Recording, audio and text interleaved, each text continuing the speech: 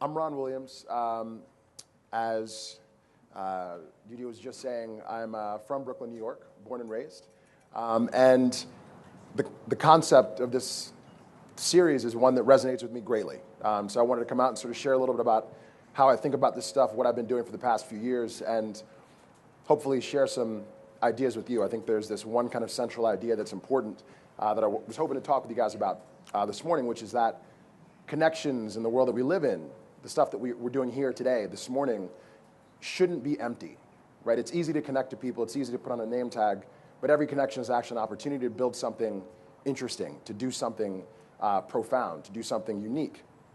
And that's the big idea that I wanted to talk about a little bit on this theme of connect is, why is it that we connect? Why is it we do what we do? Why do we collect people? What is it we're trying to do? So I'll back up, and just to make sure that everybody is awake and here, who here knows who Notorious B.I.G. is? Biggie? Anyone? Right? Okay, so you guys are going to have to help me out immensely right now. Wherever you are in the world, I don't know if, I'm sure a lot of you guys have traveled, when you hear somebody say in a club, "Where Brooklyn at?" Do you know the right response? You say, "Right here." Have you heard this before? If somebody in a club says, "Where Brooklyn at?" No? If I said, "Where's Prague at?" What would be a good response? Where are we? Right here? Come on. Let's try this again, guys, together. This is the Connect conference. Let's connect around this. I don't know what he said. Help me out. Let's. Okay, so try this one more time. What I was getting at before was, if I say, "Where's Prague at?" It's early. It's cold. I want some energy. Where's Prague at? Here we go. All right. So the name of this talk, when I initially sort of thought of it, I had a really nice version, kind of a very clean version. And then I said, let's not do that. Let's do something a little racier. So the name of this talk is essentially, "Let's Make a Baby. The Biology of Connecting." And so what I wanted to actually talk about is, like I was saying before, this idea that connection is actually about shared ideas, is actually about transference, is about you influencing what I'm talking about, you influencing my way of thinking, and it's a lot like, in biology, sharing genes, sharing DNA, which is, when a person loves a person, it's like biology, right? So I think the first most important concept that I wanted to cover is, who here is on some kind of social network, Facebook, Twitter, LinkedIn? Who's got more than 100 people that they're connected to? More than 500? Leave your hands up. More than 1,000? Right? You guys have been making babies all over the place, right, with your connections. But here's the funny thing is, we don't actually connect on these platforms to build our networks. It's the most common misconception. We actually build our networks because we crave connection. This is a biological phenomenon. Every single organism on this earth craves connection. It's fundamental to the paradigm of biology. It's what we do. We're put here from a biological perspective, an evolutionary perspective, to find other people to share with. Like I said, share DNA, share ideas. This is from the smallest organism, from single-cell organisms, all the way up to the complex systems in our societies. Why is this? Why is it that this is the most profound thing that in some ways you can talk about, in some ways that you can think about? Because connection leads to more connection, more ideas, and progress. And so when we think about the platforms that we're on and we think about the kinds of connections that we can make, my challenge to you today, and the thing that I want to actually talk about with you guys and get you guys involved in thinking about, is how do we formulate authentic connections? Whether you're an architect and you're designing space, or you're a person building software, or doing any kind of work, how is it that we actually generate and engender authentic, real connections? Because that's the stuff that progress comes from. That's the stuff that actually leads us into new paradigms. And so the reason why I use the metaphor of the make a baby is, again, a baby is just a sort of placeholder for an idea, for a new concept, for a shared way of thinking. He gave a little bit about my background, but just to let you know how deeply I sort of think about this stuff. A few years ago, like many good stories, I started a company because of a woman. I feel like a lot of stories start like this. A woman and a motorcycle, specifically. So I was in Brooklyn, New York. The woman that I was dating at the time, we had just gotten her a motorcycle license. So she actually knows how to ride a bike. Anybody else ride motorcycles in this crowd? Anybody? Motorcycle? No motor. What's your name? You're my new friend, Pavel. You're still my friend too, by the way. We're still friends. Yeah, so just the three of us, and the rest of us also. So she had just learned how to ride a motorcycle. We came back to New York, and there was a long weekend, and I wanted to impress this girl and get a motorcycle and ride around New York City with this girl on the back. But I didn't own a bike at the time. I happened to not have a motorcycle at the time. And I was stuck with this one question. If I want to impress the girl, if I want to get the girl, do I just do something else? Or do I find a way to get a motorcycle? So I convinced a total stranger on Craigslist to rent me a motorcycle. Craigslist. Very creepy, right? Very shady place. I thought for certain that nobody would take me up on my offer, but I said, hey, I will give you a deposit. Let me borrow your motorcycle for 2 days, and I'll give it back. Total stranger. Did the transaction. I got this motorcycle. I showed up at my girlfriend's house. I told her that we were going biking. So she comes downstairs in sweatpants to go in a bicycle. And I'm sitting outside on a motorcycle looking pretty damn cool. So I got the girl. I actually married her, so it worked. So I did get the girl, so it impressed her, right? It's a good story. But that actually became the basis for this one really important thing. The guy that I connected with around that motorcycle, the guy that had the motorcycle for me, his name was also Ron. He went to high school at his rival high school. Like, we had all these points of connection that we never knew, and he helped me have this amazing experience with this woman. And it also gave me this idea. Why is it that if I wanted to use this speaker, my only option is to buy it from a store, when maybe the place where you got it from, maybe I could rent it from the place, maybe I could rent it from the person. And I said, you got it from your friend, right? And so this was the idea was, well, the motorcycle that I used that was this guy's motorcycle, can't I be able to do this all the time with all kinds of stuff? Shouldn't that be possible? Shouldn't I be able to better access my network, use my network more effectively and more efficiently? How many of you guys have heard of Airbnb? So we built, as Airbnb was beginning to take off, we built Snapgoods, which effectively was Airbnb for physical goods, cameras, equipment. In the first few months that we existed, hundreds of people tried out iPads when iPads were new. Remember when iPads were new? When it was like, now everybody's got an iPad. iPads used to be new. And before people, it used to be new. Before people wanted to purchase that $600 computer with no keyboard, some people wanted to try it. So they came to Snapgoods to try this stuff before they bought it. Why is this important? Why am I talking about this? Because this effectively was the basis of better networking, of leveraging your network more effectively. So this is how my brain works. So we built Snapgoods. And then I had this really, really big kind of idea while we were building Snapgoods. I realized that many of us every day do the following thing. So when I was coming here to Prague this week, what did I do? I went on Facebook and I posted, hey guys, headed to Prague. Anybody got ideas? Where should I eat? Who should I see? Anybody got friends I should meet? How many of you guys have gone to social networks before and sort of posted something when you were looking for advice or, right? This is a thing that we do. So the world that we live in is a world where we're connected to hundreds, 500,000 people, so we ask everybody. And sometimes we get good responses, and sometimes we don't, right? Sometimes the right people don't see our stuff.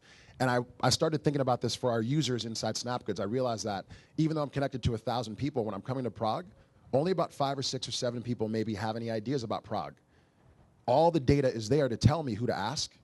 So instead of just asking my entire network, shouldn't I be able to go to those people directly?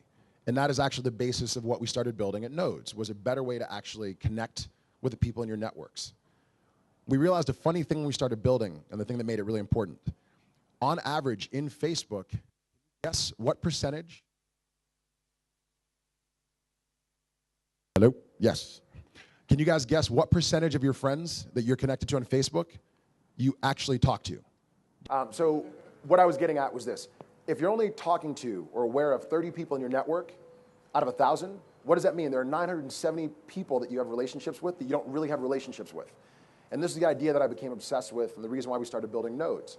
When I was on my way here to Prague this week, instead of simply posting on Facebook or posting to Twitter and hoping the right people saw my post, I was actually able to find out which people had checked into Prague before, which friends of mine have lived in or worked in Prague. I discovered 3 friends who have either currently lived here or living here or have lived here in the past. These are people I haven't talked to in some cases since college, but we now have reason to talk. So I was able to reconnect with them around Prague. And so this was really what Nodes was about centrally for us, was how do we build better connections? How do we leverage our networks more effectively? How do we contribute to our networks more effectively? So going back to the kind of organizing principle of the talk, every single connection here that you guys formulate is an opportunity to do something, to build something, right? There are people here who are going to be your co-founders. There are people here who you're going to start businesses with. There are people here who you might really make a baby. I have no idea, right? This is really what these kinds of events are about, right? Is finding partners, finding collaborators, co-collaborators. So a funny thing about social networks that most people don't think about is that when I say we're wired to find people and connect, whether it's literally choosing our best friends or our life partners or the places we work, there's brain chemistry. There's actual things that happen in your brain when you feel connection. You feel validation. When you post something on Facebook, when you post something on Twitter, why do we pull our phones out? What are we looking for? We want that little red number, right? That little red number that, I see smiles. You guys know what I'm talking about. That little red number, right? 1, 2, 3 comments, 4 comments. Oh my God, five comments. This is crazy. People really love what I've said. Why does that matter to us? Because we crave connection, right? So I go back to what I said before. We're not connecting to build networks, we're building networks to get connection.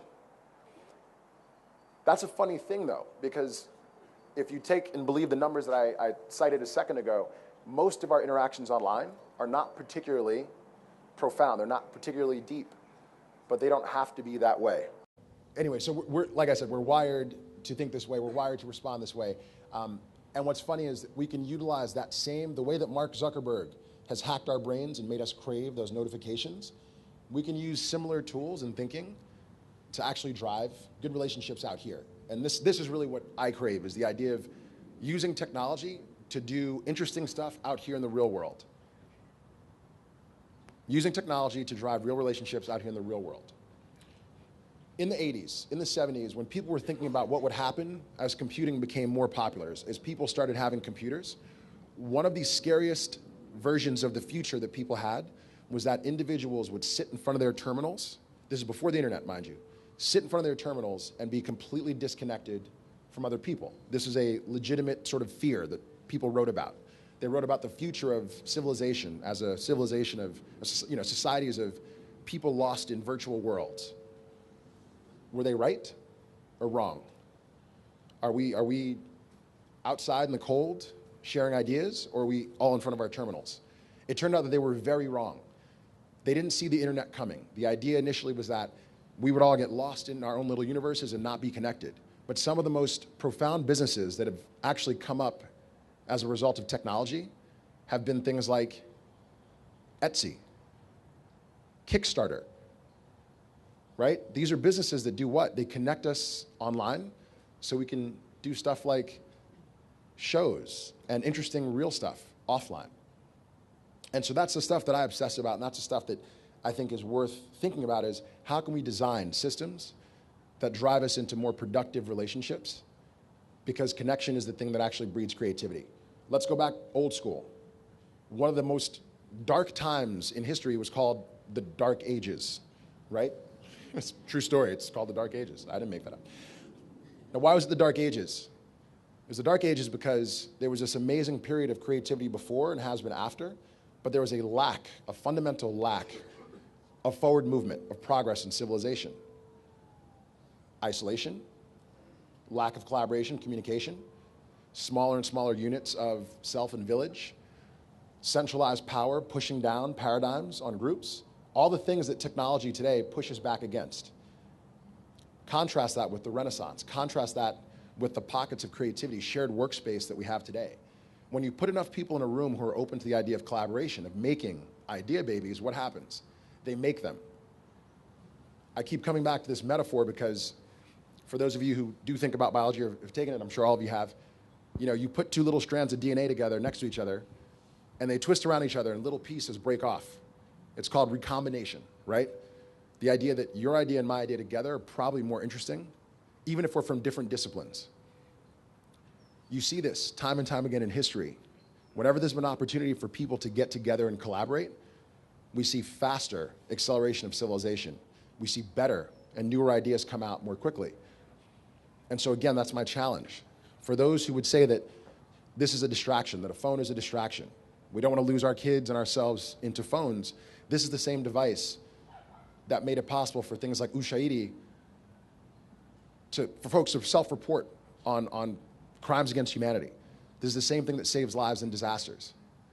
We're not slaves to the technology. The technology is beholden to the ways in which we employ it.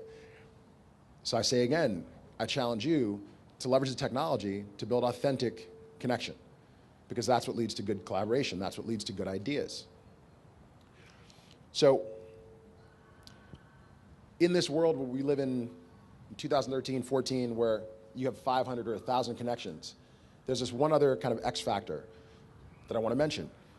We've got more choice today than we have ever had before, ever. And we shouldn't obsess about the channels of communication. We should really be obsessing about the richness of our networks, the fact that there is just so much in our networks that we don't even fully appreciate that we could be doing with. If this were 200 years ago, number one, I wouldn't be here in front of you talking, right? Like really, really, for real, I wouldn't be here. I don't know if you've noticed, I'm a black man, and I wouldn't be here. But like, seriously. But most of you guys also wouldn't necessarily be here in a variety of different ways, shapes, and forms. How big would your circle be? If you had Facebook friends, what was the equivalent of Facebook friends 500 years ago, 200 years ago? It was like the people in your village. You're like, I like that, but you literally walked up to somebody, you're like, no, really, I like that. That's what a like was 200 years ago. When you posted on somebody's wall, you posted on somebody's actual wall, right? But the circles were smaller. The groups were smaller. The thinking necessarily was limited. It's different today. For those of you in media, please correct me if I'm incorrect, because the numbers are all over the place. But you think about the number of messages that we're bombarded with today, it numbers in something like 10 to 20 to 30,000 messages that we're bombarded with today. Media messages, content, people trying to sell us stuff, subconsciously or explicitly. I'm talking about these two things together because the other X factor, the other thing that we have today that we didn't have 200 or 300 years ago is each other. I don't need an expert to tell me what phone to buy now. Why?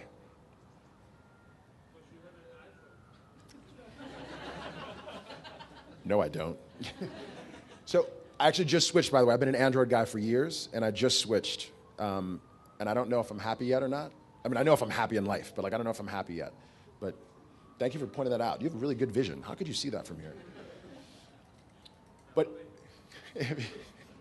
when you want to buy something, when you want to do something, we talked before, a bunch of you raised your hands, we ask our networks, do you need an expert to tell you what to buy? Do you need an expert to tell you what to believe? There's conflict going on all over the world right now. What are your sources of media? What are your sources of information? Are they only the couple of people who are experts, the chieftains, the people who sit up in ivory towers and tell us what to believe on the news? That's from 20 years ago and 30 years ago and 50 years ago and 100 years ago. Who do you trust now? Nobody. That is the talk. Nobody drop mic. Don't trust anybody. But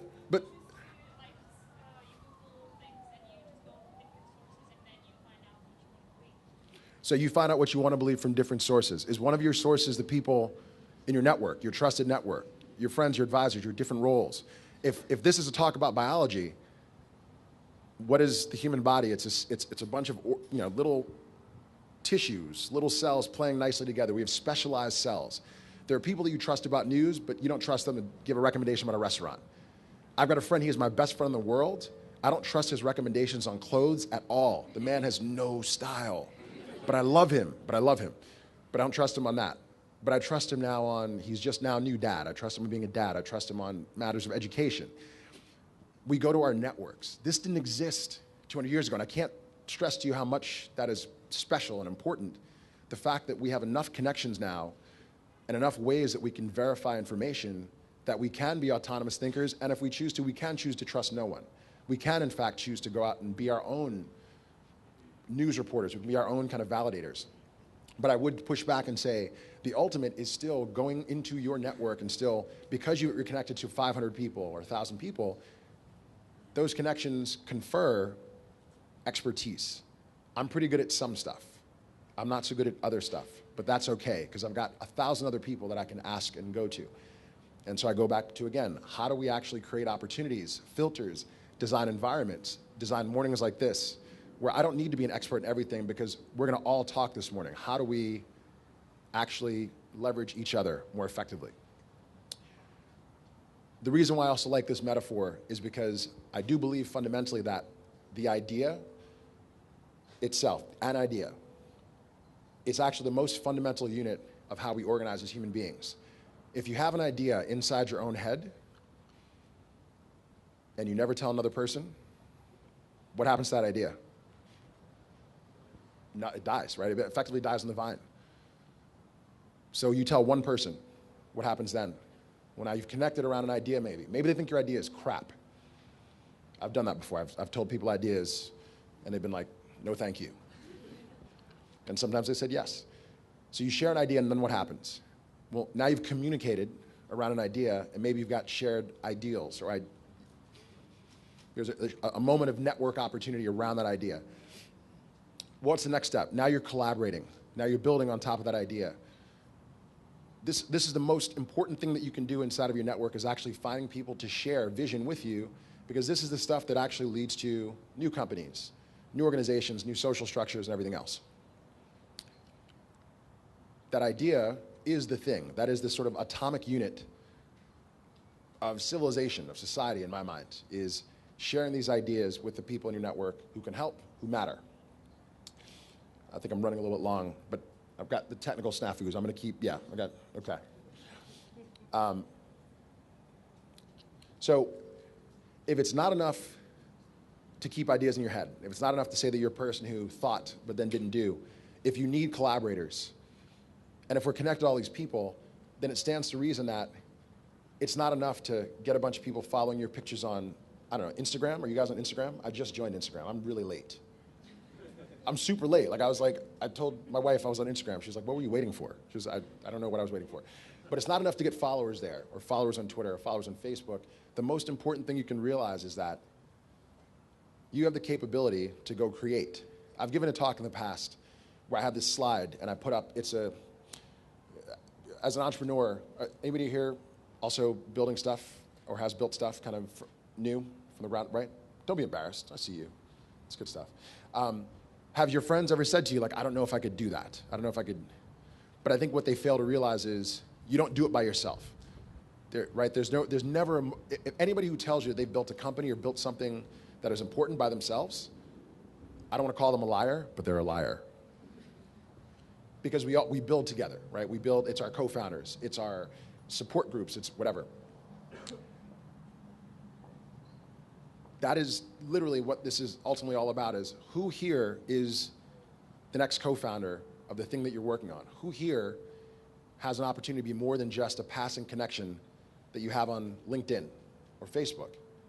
I get sometimes requests to be connected, and I think people mistake the fact that it's not that I don't want to connect, it's just I want to know why we're connecting. If we do nothing other than in passing, I learn about what you're doing and you learn what I'm doing, that's enough. Let's at least you're in my mind now. Let's now authentically connect, and maybe I can help you later, and that's enough. It doesn't have to be that we're doing something tomorrow. It doesn't have to be that we're going to build a company today, but there's immense power in being productive and creative with people in your network, and frankly contributing to what they're doing, even if it's not what you're doing right now. I wrote a blog post once, which was called, I think, God, the title changed because somebody included it in like a For Dummies, you know, the For Dummies books that you see, the yellow and black stuff for dummies. It's a title in America, like programming for dummies or microphones for dummies or, you know, whatever. Like it's, and I wrote this blog post about how people suck at introductions. And what I mean by that is, have you guys ever done this? And if you're bad at them, I'm sorry. I don't mean to call you out personally. But have you ever received an introduction where somebody sends an email and says, hey, Ron, meet Jan, Ron, and then they don't say anything else? Have you ever gotten an introduction like that where you're not even sure why you're talking to the person, who's supposed to do something next? Have you guys seen or experienced? Am I alone? Okay, we've got some nods, right? And it's the worst possible thing in some ways because there's potentially missed opportunity to connect, because I don't even know what we're connecting about. So I wrote this post where somebody had done this on Twitter. Somebody had literally, out of the blue, said, at Ron J. Dub, meet at so-and-so. And I was like, why? I don't even know why, and I can't say anything about it, and so this happened. So I write this post. And the result of this post was a lot of conversation about why it is that it's even worth making introductions in the first place. And it occurred to me that I really like making introductions, that everything that I've built in my life is actually about this, about pushing people to connect authentically. Like, I love it. I was talking to somebody last night, a couple of beers in, so I don't know if all my words made sense, but this person was telling me about their business. They're working on something really cool, building databases and technical solutions for companies to measure their carbon footprints. And I hadn't heard it, I thought it was smart. And I immediately was like, you need a data scientist, and I think, I know who you should talk to. And then I said, now pay me. No, I didn't say that at all. I was like, I just want you to connect. I want you to go build this. This is awesome. Go build this. I think we need more of that, is maybe what I'm saying ultimately. Because the more of that we have, the more advancement we get, the more sophisticated we get in our thinking, the more collaboration we actually engender. And so that's my only takeaway for you guys. And the thing that I'd love to get your thoughts on is, why do you come out to something like this in the morning? It's not to see my funny multicolored scarf that I stole from my wife, right? I totally stole it from my wife. Yeah, totally, completely, totally. You're like, that's a girl. Yeah, it's true. I really like him. I really like him. But right, you didn't come for this. So why did you come out? I want to open it up to you guys. But what is it that drives you to come out in the morning to something like this? It's the desire to, I think, probably see something new, to experience something new, to connect with each other. You guys didn't all actually come to connect with me. I'm a conduit. Like, I want to press you guys. Even if, and I love the game that I think we're all playing. My name is Lizette, by the way, for now. I think Lizette might have laughed when I said that. But my name is Lizette. I love the game that we're playing because this is an icebreaker. It's an opportunity to go make a brain baby, to go do something interesting, to take the seeds of an idea, share them with somebody who maybe has a different perspective, and then go create something. And so that's really it. And I hope, I hope this wasn't too boring for you guys. I know we had the breaks with the microphone, but there's this amazing opportunity to co-create today that we've never had before. We've just never had this before. If any of you guys have ever been to co-working space, shared workspace, the energy that you see in these spaces is so different from buildings where salary men and women used to just show up and go to work from 9 to 5. There's an amazing moment in history that we are all taking part of. I'm personally taking the tact of trying to build solutions and technology to kind of support and facilitate. Whatever your role is going to be, somebody here can probably help. And so that's the thing that I think is most important. Connect is not about building networks. We build networks so that we can connect. So I encourage you guys all to connect. And that's it. GQ.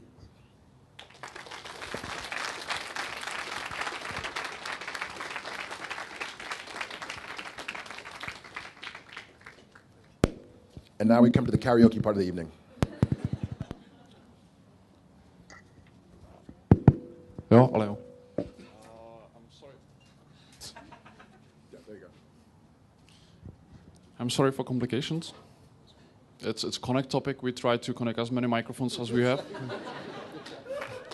Nice. Are there any questions?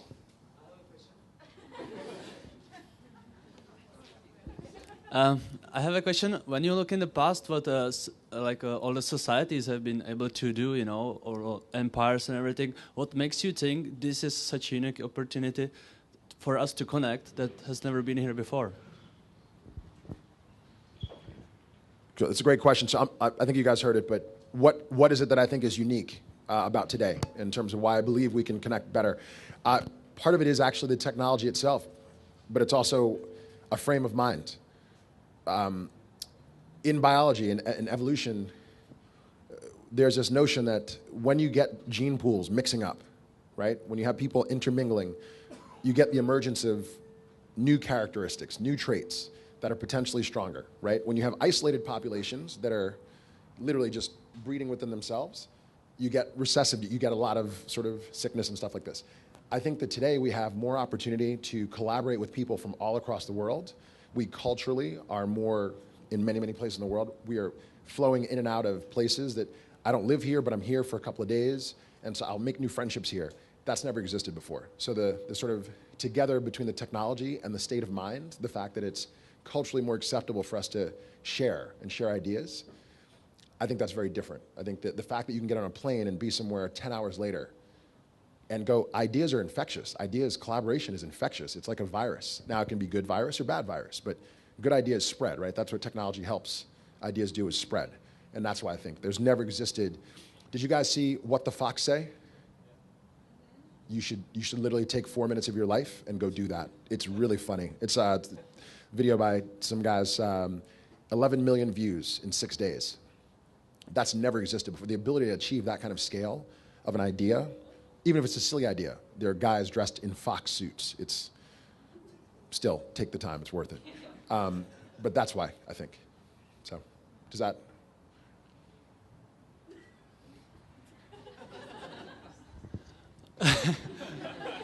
No more questions? No, I'm kidding. Go. No. I'm thinking because when you really look in the past, you know, how the previous societies were able to build something, but they built something that lasted forever, or it lasted till hundreds, thousands of years. Now we build something that's online, and that lasts for a couple of years. So I'm just trying to see that we have this ability to connect, to get clever ideas from around the world, but we could also utilize this knowledge to build something that really lasts also for a longer time than just a couple of years. Who knows how long the Facebook will be here with us? What will people think about Facebook in 50 years?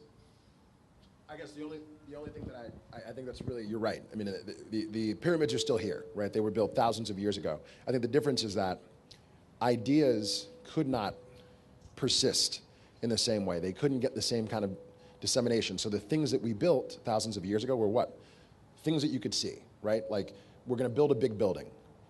I mean, let's be honest. The pyramids, that was like the blog post for the pharaoh, right? Like, that was like everybody look at my big old blog post, right? Like, this is blog post for the millennia. It is probably less important that Facebook is here in 50 years than that this new mode of interacting still persists. So Facebook may not be here in 50 years. I think you're totally right. But what will replace Facebook in terms of how we communicate, network, and share ideas? It may be mobile phones, it may be a chip in your head, but the evolution of that technology will exist, is my guess. I don't know that physical buildings will be the thing anymore for us, but I think experiences and shared memories, that's the stuff that we now create together, and that that persists. I think.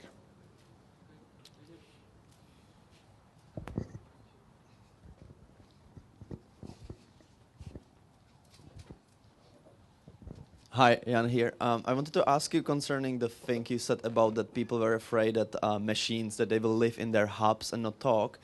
And concerning the latest phenomenon of Fobbing, where 6 people are sitting in a pub and talking with their phones. Since you did, and I believe all of us do it sometimes, aren't you afraid that that the internet, all the communication networking we have will lead eventually in another fear, that we will live only in the online world and we will stop doing the connections on the real level? I'm just talking about Kickstarter, where I'm funding someone I never met rather than a friend I didn't talk to. Maybe he has the same idea, but so if you aren't afraid that this will be a new danger to us. Sorry, I wasn't paying attention. I was checking my phone. That question. So I think you have two parts in the question or in the comment. One is, and they're both really good. One is, we spend time together alone sometimes, right? We're all together, but we're in our devices. And I think that's a legitimate fear. But I think, again, that's a function of the systems that we've developed to date. So if we designed, game mechanics, if you will, around how we consume our media that rewarded, like you guys in this room, we could together, if we had a big whiteboard and 100 markers, we could figure out ways to have people be together on their devices and be more together, rewarding you for talking with your friends about the things that you're seeing. It's not insurmountable. And I think the benefits of what we can do with the devices outweigh the risks is what I believe, but I'm also, I'm a pragmatic optimist is how I call myself. I think that the Kickstarter example is a really interesting one because that also to me is a function of where the technology is at today versus where it could be tomorrow. You may not know that one of your friends is doing something similar because they might have posted it in Facebook 2 weeks ago and you just missed the post because you were actually busy being present and you didn't see it on your device when we were hanging out having a beer. But going forward, they're coming for me, I have to leave. Going forward, the ability for kind of what I would call kind of ambient sentience, kind of the idea that like your data speaks to you and will say, hey, Jan, your buddy Ron just did a project and it seems like you're on this page that's similar. Do you want to fund his also? That's coming, like that future is coming. And I still think the benefits, again, outweigh the risk. The fact that you could fund something that you're passionate about for an entrepreneur half a world away is a powerful thing that you guys will now share forever. You participated in that project, you brought something to life. Maybe I didn't get your money on my project, I won't be mad at you, right?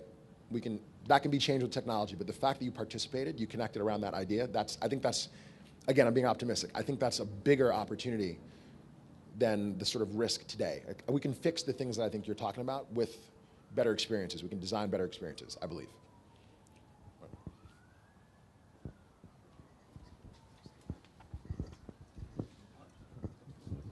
You talked about the quality of communication, like that we have these huge networks on Facebook, like I don't say 500 friends and you only speak to 5 of them. I appreciate that you've started nodes and you've done some quite sophisticated things to tackle these sorts of issues, but do you have any sort of quick and dirty tips for better quality interaction online, on Facebook, whatever, so it's not just, like you said, hi Ron, whatever. Okay.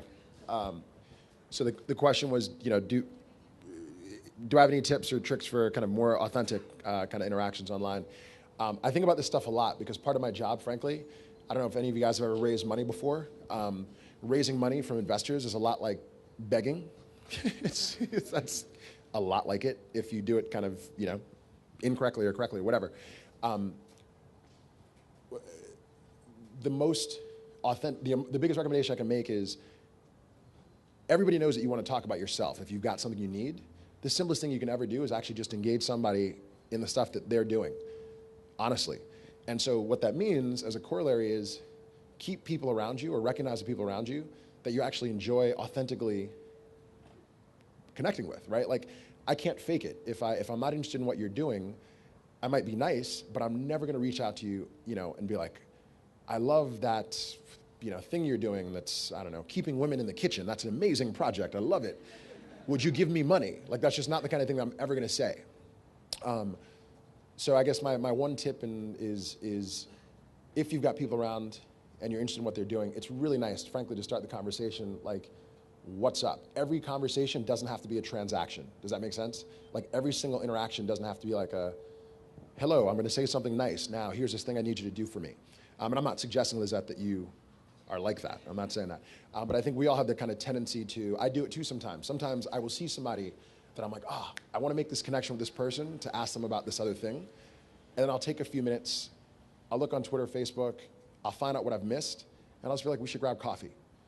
Now, maybe we don't have all the time in the world to get coffee with everybody that we want to do stuff with, but it's a nice way to authentically, again, if I can help you, awesome, like great. It's much more organic than just being like, hey, Lizette, next time I'm in New York, I have this stuff I need you to do for me. It's just nice to be like, here's what I heard you're working, whatever. So that's my first kind of tip and trick. The other thing is I really love warm introductions. I've got a post inside my head that I haven't written yet, and it's called Cold Introductions, or cold calling sucks. Who here loves it to be woken up in the morning with a phone call from some person you don't know trying to sell you some stuff? Right? You get these calls and they suck. The world that we live in today is like not a world where you have to get cold calls anymore. Like, if you want to meet my friend, you should let me introduce you. You should never go there and be like, hey, I heard you know Ron. I know him too. So that's the other sort of network hack that I have is I always wind up doing research. This is the hardest talk I've ever given. This is like, it's good though, it's good. This really is putting me to my paces. It's like the obstacle course of like talks. I'm like, microphone, truck, dog. So sometimes what I'll do, quick hack, is if I want to connect with somebody on Twitter, I will find out, and I'm I get to use our own stuff, but I will search in my network and see which of my friends have actually tweeted back and forth with that person. I'll go to them and I'll be like, hey, so-and-so, could you introduce me to, at Lizette? And I'm like, awesome. And then I'll do a shared tweet, mention us both and tell why. I'll give the why, like, hey, you guys should talk because you both love London and you're in Prague. Awesome. And that's a much better way. Like, do not cold call if you can avoid it. You know somebody who knows somebody. So that's a big one that I think is super helpful.